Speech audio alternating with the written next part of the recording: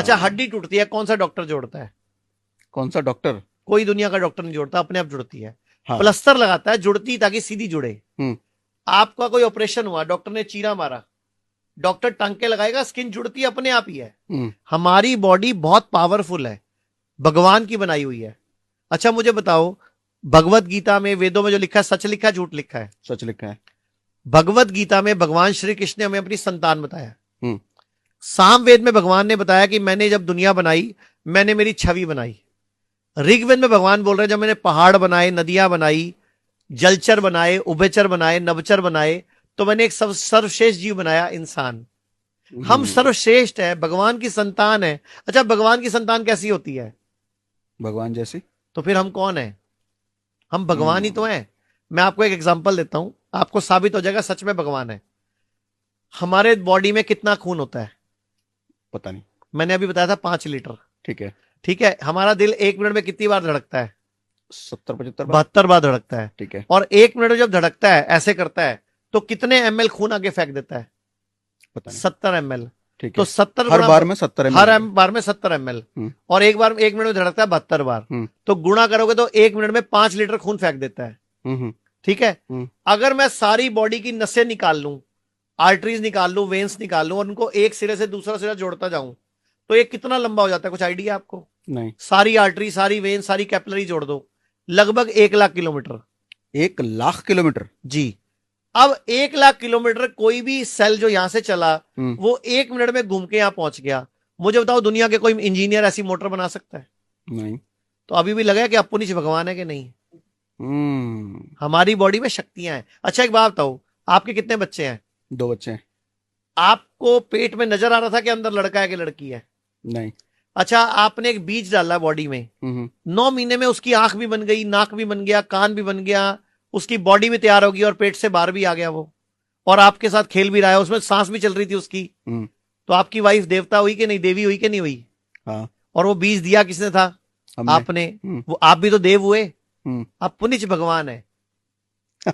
भगवान नहीं, सारी शक्तियां हम में हैं, लेकिन इंसान उसको पहचान नहीं पा रहा। किडनी खराब हो जाए, बॉडी खुद हील कर सकती है। लीवर खराब हो जाए, बॉडी खुद हील कर सकती है। अच्छा, खराब हुआ कैसे? अपने आप ही तो हुआ, गलत खाने से। अब सही खाना खा लो, ठीक हो जाएगा। 1931 में एक नोबेल प्राइज स्टडी हुई है, ओटो हेनरिज वार्बर को स्टडी मिली है। मतलब उसको क्या मिला, ओटो हेनरिज को क्या बोला गया 1931 में, नोबेल प्राइज मिला कि अगर बॉडी में ऑक्सीजन का प्रोडक्शन बढ़ा दो तो कभी कैंसर नहीं हो सकता। अच्छा। तो प्राणायाम क्या है? ऑक्सीजन का प्रोडक्शन बढ़ा रहा है बॉडी में। हम एक्सरसाइज करते नहीं, हमारी सांस चलती नहीं प्रॉपर, तो कैंसर ही पैदा होगा ना। घरों में खिड़कियां बंद कर ली, दरवाजे बंद कर लिए, रात को पूरी कुंडियां। अच्छा एक बात बताओ, रात को आप और आपकी वाइफ कुंडी लगा लेते हो, क्यों? मम्मी पर्स लेके भाग जाएगी क्या? नहीं। फिर हवा कहां से आ रही है, एक्सचेंज कहां से हो रही है? फ्रेश एयर आने की जगह ही छोड़ी नहीं आपने। अब जब आप एक कमरे में सो गए, 12 फुट बाई 15 फुट के कमरे में, अगर मियां बीवी 2 लोग सो जाएं, तो 2.5 घंटे में वो फुल ऑफ कार्बन डाइऑक्साइड हो जाता है सर। और अब 4.5-5 घंटे आप उसी में सोने वाले थे, जबकि हमें ऑक्सीजन चाहिए। तो लंग्स खराब होंगे ना, ब्रेन खराब होगा ना, ट्यूमर होगा ना, रसोली होगी ना। Fresh oxygen. आप याद करो, बचपन में आप छत पे खुले सोते थे, बीमार भी नहीं पड़ते थे, बुखार भी नहीं होता था, जॉन्डिस भी नहीं होता था, और सुबह 6 बजे 5 बजे नींद खुल जाती थी, और हम खेतों में या पार्क में खेलने चले जाते थे। हाँ। आजकल उठते ही 10 बजे हैं सुबह।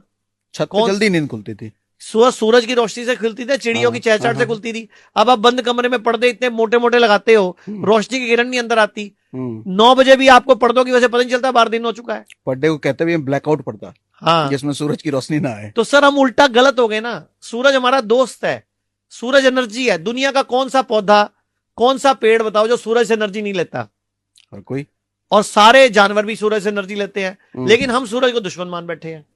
हमें सनस्क्रीन क्रीम लगानी पड़ रही है, तो हम गलत है, सूरज सही है। सूरज डूबने के बाद खाना खाना भारत की छोटी एज होने का सबसे बड़ा कारण है, और सूरज की रोशनी में नहीं घूमना हमारी बॉडी में न्यूट्रिशन की कमी का सबसे बड़ा कारण है। रोजाना उगते सूरज में कम से कम 2 घंटे बैठना चाहिए या योगा करना चाहिए। दुनिया में स्टैनफोर्ड में रिसर्च हुई है, सूर्य नमस्कार, भारत का सूर्य नमस्कार पूरे विश्व का सबसे पावरफुल योग है, जिसको हम करते ही नहीं।